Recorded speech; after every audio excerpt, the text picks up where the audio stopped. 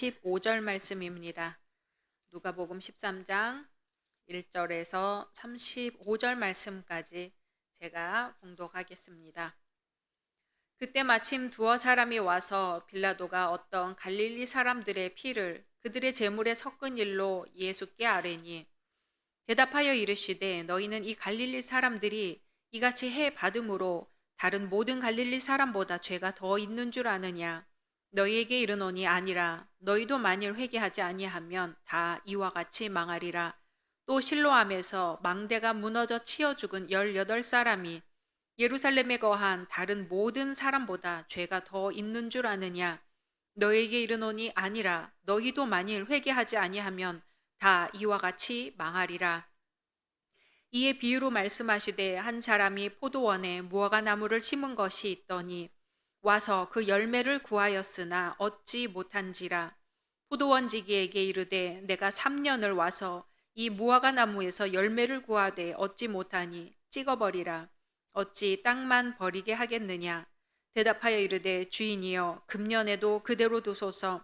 내가 두릅하고 거름을 줄이니 이후에 만일 열매가 열면 좋거니와 그렇지 않으면 찍어버리소서 하였다 하시니라. 예수께서 안식일에 한 회당에서 가르치실 때에 18해 동안이나 귀신 들려 앓으며 꼬부라져 조금도 펴지 못하는 한 여자가 있더라. 예수께서 보시고 불러 이르시되 여자여 네가 네 병에서 놓였다 하시고 안수하시니 여자가 곧 펴고 하나님께 영광을 돌리는지라. 회당장이 예수께서 안식일에 병 고치시는 것을 분내어 무리에게 이르되 일할 날이 엿새가 있으니 그 동안에 와서 고침을 받을 것이요 안식일에는 하지 말 것이니라 하거늘 주께서 대답하여 이르시되 외식하는 자들아 너희가 각각 안식일에 자기의 소나 나귀를 외양간에서 풀어내어 이끌고 가서 물을 먹이지 아니하느냐. 그러면 18해 동안 사탄에게 매임받은 이 아브라함의 딸을 안식일에 이 매임에서 푸는 것이 합당하지 아니하냐. 예수께서 이 말씀을 하심에 모든 반대하는 자들은 부끄러워하고 온 무리는 그가 하시는 모든 영광스러운 일을 기뻐하니라. 그러므로 예수께서 이르시되 하나님의 나라가 무엇과 같을까? 내가 무엇으로 비교할까? 마치 사람이 자기 채소밭에 갖다 심은 겨자씨 한 알 같으니 자라 나무가 되어 공중의 새들이 그 가지에 깃들였느니라. 또 이르시되 내가 하나님의 나라를 무엇으로 비교할까? 마치 여자가 가루 서말 속에 갖다 넣어 전부 부풀게 한 누룩과 같으니라 하셨더라. 예수께서 각 성 각 마을로 다니사 가르치시며 예루살렘으로 여행하시더니 어떤 사람이 여짜오되 주여 구원을 받는 자가 적으니이까 그들에게 이르시되 좁은 문으로 들어가기를 힘쓰라.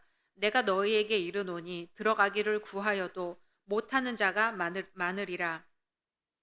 집주인이 일어나 문을 한번 닫은 후에 너희가 밖에 서서 문을 두드리며 주여 열어주소서 하면 그가 대답하여 이르되 나는 너희가 어디에서 온 자인지 알지 못하노라 하리니 그때에 너희가 말하되 우리는 주 앞에서 먹고 마셨으며 주는 또한 우리의 길거리에서 가르치셨나이다 하나 그가 너희에게 말하여 이르되 나는 너희가 어디에서 왔는지 알지 못하노라. 행악하는 모든 자들아 나를 떠나가라 하리라. 너희가 아브라함과 이삭과 야곱과 모든 선지자는 하나님 나라에 있고 오직 너희는 밖에 쫓겨난 것을 볼 때에 거기서 슬피 울며 이를 갈리라. 사람들이 동서남북으로부터 와서 하나님의 나라 잔치에 참여하리니 보라 나중된 자로서 먼저 될 자도 있고 먼저 된 자로서 나중될 자도 있느니라 하시더라. 곧 그때에 어떤 바리새인들이 나와서 이르되 나가서 여기를 떠나소서. 헤롯이 당신을 죽이고자 하나이다. 이르시되 너희는 가서 저 여우에게 이르되 오늘과 내일은 내가 귀신을 쫓아내며 병을 고치다가 제3일에는 완전하여지리라 하라. 그러나 오늘과 내일과 모레는 내가 갈 길을 가야 하리니 선지자가 예루살렘 밖에서는 죽는 법이 없느니라. 예루살렘아 예루살렘아 선지자들을 죽이고 내게 파송된 자들을 돌로 치는 자여 암탉이 제 새끼를 날개 아래 모음같이 내가 너희의 자녀를 모으려 한 일이 몇 번이냐. 그러나 너희가 원하지 아니하였도다. 보라 너희 집이 황폐하여 버림받으리라. 내가 너희에게 이르노니 너희가 주의 이름으로 오시는 이를 찬송하리로다 할 때까지는 나를 보지 못하리라 하시니라. 아멘. 오늘 말씀 속에서 오직 예수님만 만나시기를 소망합니다. 농사를 조금이라도 지어본 사람이라면 농부의 심정을 헤아릴 수 있을 것입니다. 애써 뿌린 씨앗이 싹이 트고 잘 자라서 열매 맺기를 바라는 거지요. 농부의 삶은 추수 때에 거둘 결실을 기대하면서 온 땀과 정성을 쏟아붓습니다. 어떤 땅이든 씨를 뿌리는 대로 모두 다 좋은 열매를 거두는 것은 아니지만 농부가 수고하여 땅을 일구고 거름을 주고 때에 따라 하늘에서 비가 내리고 햇빛이 내리쬐 준다면 대부분의 농작물은 열매를 맺기 마련입니다. 그런데 오늘 말씀에서 열매를 맺지 않아 주인의 속을 태우는 무화과 나무가 있습니다. 무화과 나무의 본분은 맛있는 무화과를 맺어 주인을 기쁘게 하는 거지요.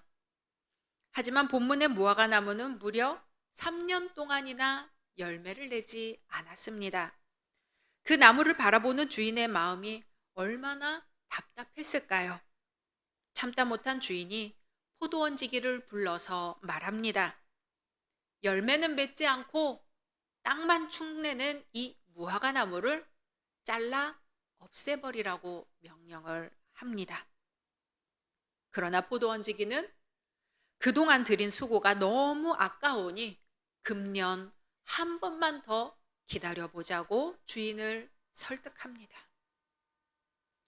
여기서 포도원지기가 그 무화과 나무를 얼마나 정성스럽게 가꾸고 어떻게 바라보고 있는지 우리는 알 수 있죠.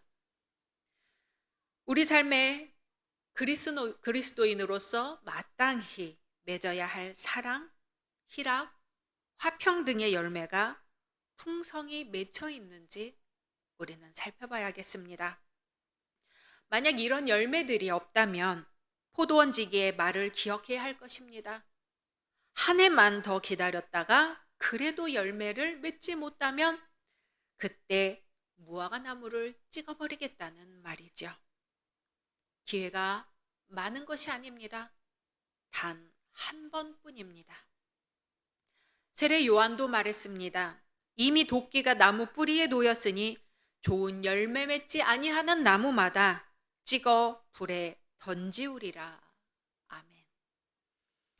예수님도 맛을 잃은 소금은 밖에 버리워 사람에게 밟힐 뿐이라고 말씀하셨습니다. 무용지물이 되어서는 안 되지요. 그리스도인은 세상에 있으나 쓸데없는 자가 되어서는 안 됩니다. 우리는 보통 계절이 지나면 옷장을 정리합니다. 그때마다 이상하게도 꼭 입지 않는 옷이 나와요. 분명 지난해에도 옷장 정리를 했건만 올해에도 꼭 입지 않는 옷이 나옵니다. 뭔가 문제가 있는 거겠죠. 이런 옷들은 과감히 정리해야 합니다. 언제까지나 비좁은 옷장의 한 구석을 차지하게 놔둘 수는 없습니다. 언젠가 한번 꼭 입겠지라는 생각으로 남겨둬봤자 멋에 대한 감각이 특출나서 멋진 액세서리를 이렇게 하고 저렇게 하거나 아니면 공들여서 수선을 하지 않는 한은 아마 내년에도 그냥 넘어가기가 쉬울 것입니다. 결국 옷감이 다 삭아서 못 입게 될 수도 있습니다. 하나님은 지금 우리를 바라보고 계십니다. 불꽃 같은 눈으로 우리를 바라보고 계십니다. 그분이 우리에게 기대하시는 모습을 보여드려야 할 때입니다. 더 늦기 전에. 우리 시간 말씀 묵상하면서 함께 기도하겠습니다. 당회와 선교회 위에 다음 세대인 교회 학교와 청년부 위에 그리고 몸이 아프신 분들을 생각하며 함께 기도하겠습니다.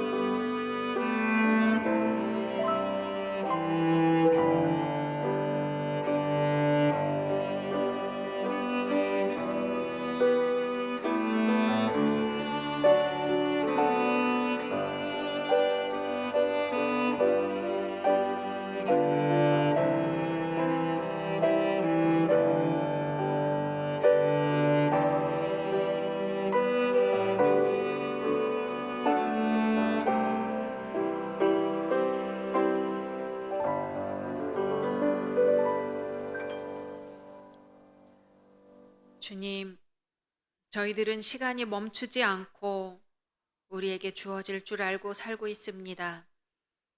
우리에게도 끝날이 있다는 것을 머리로는 알지만 매일매일의 삶은 마치 그날이 영원히 없을 것처럼 현재를 살고 있습니다. 저희의 이 무뎌진 마음을 용서해 주옵소서. 저희 안에 뿌려두신 말씀의 씨앗이 더 늦기 전에 싹을 틔워 열매 맺게 하여 주옵소서. 그리하여 주님께서 쓰시겠다 하실 적에 예 주님 여기 있습니다 하고 내어 놓을 수 있도록 준비하게 하옵소서. 예수님의 이름으로 기도드립니다. 아멘.